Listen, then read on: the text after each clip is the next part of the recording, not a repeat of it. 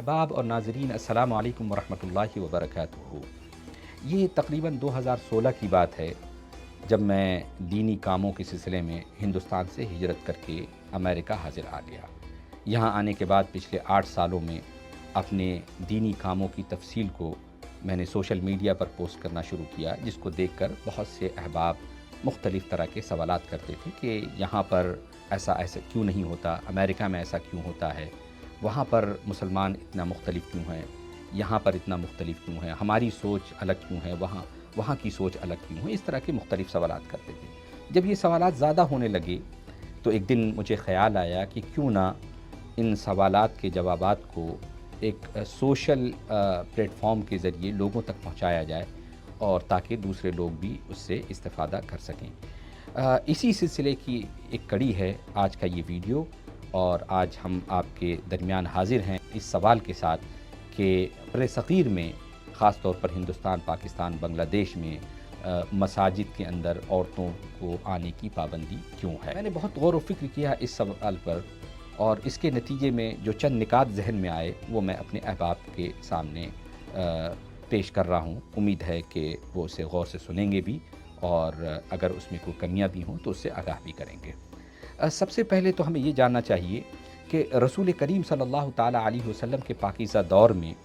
بعض مصالح، مثلاً خواتین کے لیے اسلامی عقائد اور احکام کی تعلیم کی خاطر عورتوں کی مسجد میں آ کر نماز باجماعت ادا کرنے کی اجازت دی گئی۔ رسول کریم صلی اللہ تعالیٰ علیہ وسلم نے انہیں کبھی منع نہیں فرمایا۔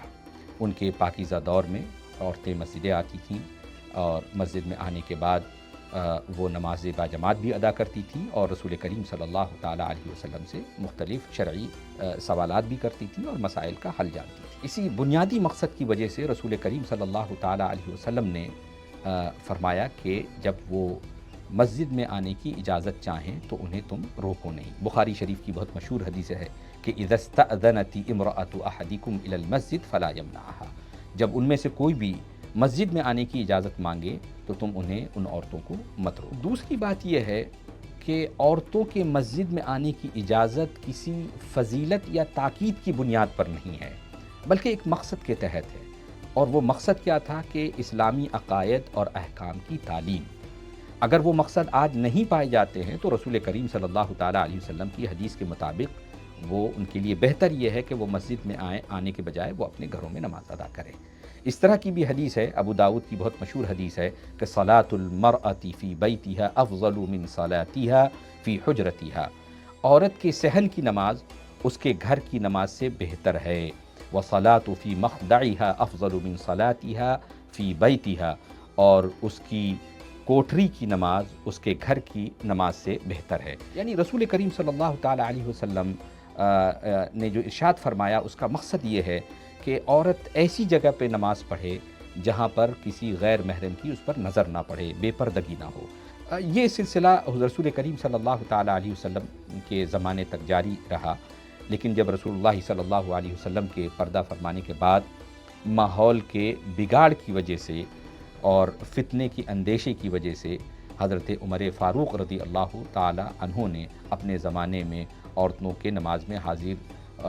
ہونے سے منع فرما دیا، اور ایک طرح کی پابندی عائد کر دی کہ عورتیں اب مسجد میں نہ آئیں، ان کے لیے بہتر یہ ہے کہ وہ اپنے گھروں میں نماز پڑھیں۔ حضرت عمر فاروق رضی اللہ تعالیٰ عنہ خلیفۃ الرسول، نائب رسول صلی اللہ علیہ وسلم، جب انہوں نے منع فرمایا تو صحابہ نے اس پر کوئی اعتراض بھی نہیں جتایا، اور سب نے اس کو ایکسیپٹ کیا۔ خود حضرت عائشہ صدیقہ رضی اللہ تعالی عنہا فرماتی ہیں، بخاری کی یہ بھی حدیث ہے کہ ما احدث النساء لمنعهن المسجد كما منعه نساء بنی اسرائیل۔ اگر رسول کریم صلی اللہ تعالی علیہ وسلم آج دیکھتے کہ عورتیں کے ساتھ مسجد میں کیا ہو رہا ہے اور عورتیں کیا کرتی ہیں تو یقیناً انہیں وہ منع فرما دیتے، جیسا کہ بنی اسرائیل کی عورتوں کو منع کیا گیا ہے۔ علماء، خصوصاً بر صغیر کے علماء نے اسی کو بنیاد بنا کر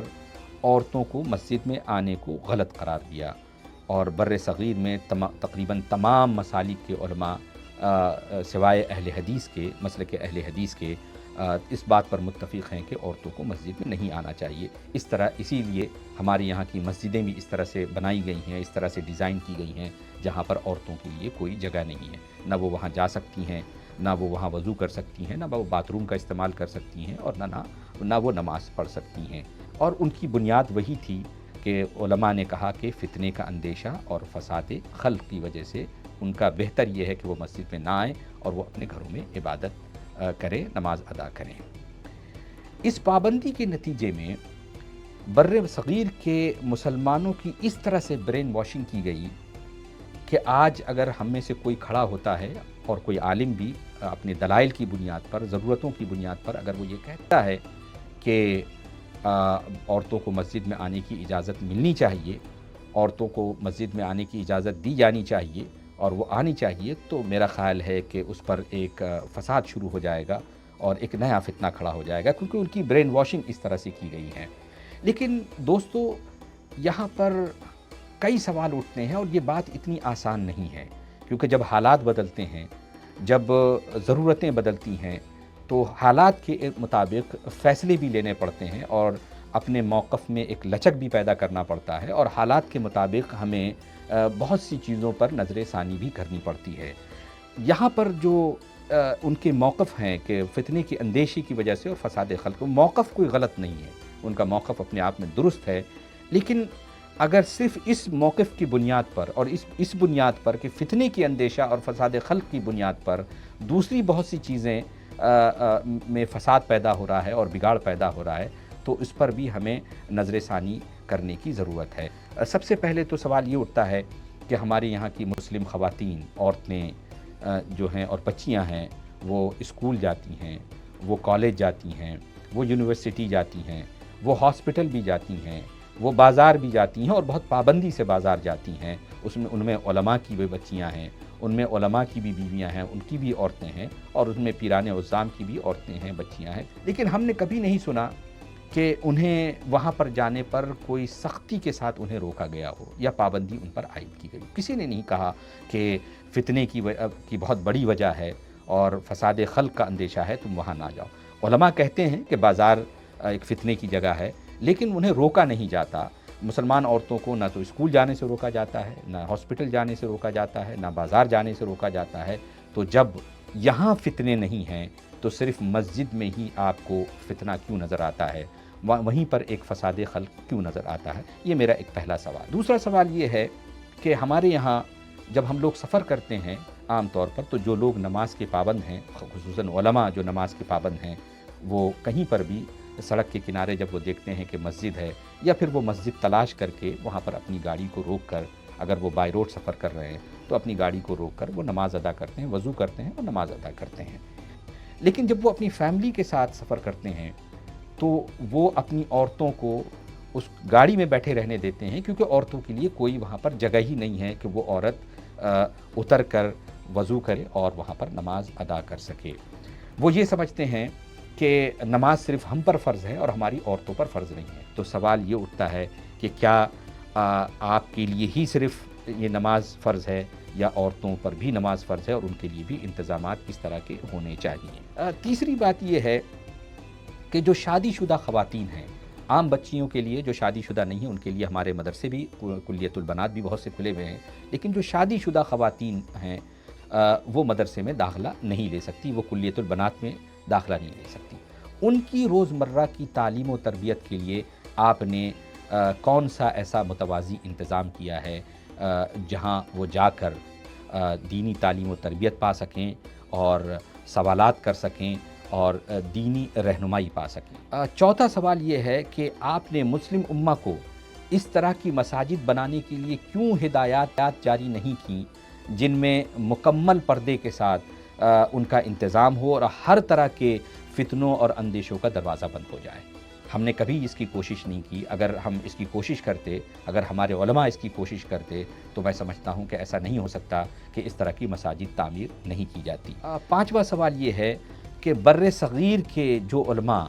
उन पर पाबंदी आयत करते हैं हिंदुस्तान और पाकिस्तान में, और बहुत सख्ती का मुजाहरा करते हैं जब वो यूरोप के किसी भी मुल्कों में जाते हैं, या वो अमेरिका तशरीफ़ लाते हैं, और या वो कनाडा तशरीफ़ लाते हैं, तो वो इतने रोशन ख़याल कैसे हो जाते हैं। आप अमेरिका में जाएं, वही आलिम जो कभी हिंदुस्तान में इस बात पर सख्त थे कि किसी भी औरत का दाखिला मस्जिद के अंदर ममनू होना चाहिए, वहाँ पर अमेरिका और कनाडा में औरतों का इस्तकबाल करते हैं। उनके लिए वहाँ, चूँकि वहाँ पर इस्लामिक सेंटर्स में उनके लिए जगहें होती हैं, उनके इंतज़ामात होते हैं, और उसके वो बड़े हामी भी होते हैं। इसी तरह से जब वो अपने सेंटर की बुनियाद रखते हैं, जब वो अपना सेंटर बनाते हैं, तो खुसूसन औरतों के लिए भी एक ख़ास जगह बनाई जाती है जहाँ वो आकर अपनी पाबंदी के साथ और पर्दे के साथ नमाज अदा करें और दूसरी एक्टिविटीज़ में भी हिस्सा ले सकें। वहाँ ये नहीं कहते कि ये फितना और फसाद खल्क की वजह से इन पर पाबंदी आयद करना चाहिए और इनको तकरीबन इन पर बैन करना चाहिए, जबकि हिंदुस्तान के मुकाबले में अमेरिका और यूरोप के मुल्कों में फितने का और फसाद खल्क का अंदेशा कई गुना ज़्यादा होता है। छठा सवाल ये है कि क्या वजह है कि बर्र सग़ीर के अलावा तकरीबन दुनिया के 50 से ज़ायद मुस्लिम मुल्कों में औरतों के लिए मस्जिद के दरवाज़े बंद नहीं हैं। आप किसी भी अरब मुल्कों में जाएँ, आप कहीं ऐसी जगह जाएँ जहाँ मुसलमानों की मेजॉरिटी है, जहाँ मुसलमानों की आबादी है, वहाँ पर आप अगर इस्लामिक सेंटर कायम किया गया, वहाँ पर अगर मसाजिद कायम किए गए, तो वहाँ पर औरतों के लिए एक ख़ास गोशा रखा गया है ताकि औरतें वहाँ पर आएँ और अपनी इबादत भी कर सकें और दीनी हिदायत भी पा सकें और रहनुमाई भी ले सकें। यहाँ पर दोस्तों कोई कह सकता है कि औरतों को मस्जिद में जाना फ़र्ज़ तो नहीं है, फिर आप क्यों इस पर ज़ोर दे रहे हैं और इस बात को पर शाकी क्यों हैं कि औरतों पर पाबंदी आयद की गई है मस्जिद में आने के लिए। देखिए दोस्तों, हर चीज़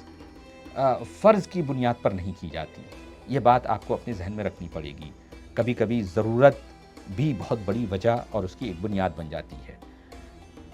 औरतों का मस्जिद में आना कोई फ़र्ज़ तो नहीं है। रसूल करीम सल्लल्लाहु अलैहि वसल्लम ने उनकी इजाज़त मरहमत फरमाई और फरमाया कि अगर वो मकसद अगर वो पूरा नहीं हो रहा है जिस मकसद के लिए उनको इजाज़त दी गई थी, तो उनके लिए बेहतर है कि वो घर में नमाज़ पढ़ें। लेकिन आज के हालात को हमें समझना पड़ेगा। मुस्लिम उम्मत के ऊपर जो एक आफत आई हुई है पूरी दुनिया के अंदर, उन हालात को भी हमें समझना पड़ेगा और हमें अपनी औरतों को, खुसूसन औरतों को और माओं को दीन की तरफ ले जाने के लिए बहुत ज़रूरी है कि हम इस तरह की मसाजिद और इस तरह की इस्लामिक सेंटर हम कायम करें जहाँ पर उनके लिए दरवाज़े खुले हुए हों और वो वहाँ पर आकर दीनी रहनुमाई हासिल कर सकें। दीगर मुस्लिम ममालिक में बर्र सग़ीर के अलावा और यूरोप और अमेरिका में जहाँ जहाँ औरतों को मस्जिद में आने की इजाज़त दी गई और वो वहाँ नमाज़ पढ़ती हैं, तो उसके चंद मकासद भी हैं। सबसे बड़ा मकसद ये है कि वो खुतबात और दुरूस के ज़रिए जब वो सुने तो बराह रास्त दीनी अकायद और मसाइल सीख सकें। जब हमारे यहाँ औरतें जुमा में आती हैं, जब इमाम खुतबा देते हैं, जब तकरीर करते हैं, जब मसाइल बताते हैं, तो उस औरतें उससे बाकायदा रहनुमाई हासिल करती हैं। जब दरस कुरान होता है तो बाकायदा औरतें सवालात लिख कर उलमा के पास भेजती हैं और पूछती भी हैं कि इस तरह से कुरान में आया है तो उसका मसला क्या होगा, तलाक़ का मसला क्या होगा, निकाह का मसला क्या होगा और बच्चों की तरबियत का मसला क्या है। हलाल व हराम के बहुत से मसाइल हैं जो वो बराह रास्त उलमा से उन खुतबात और दुरूस को सुनकर सीखती हैं और पूछती हैं। दूसरी बात यह है कि उन्हें दीनी माहौल मिलता है जब वो मस्जिद में आती हैं, नमाज़ पढ़ती हैं और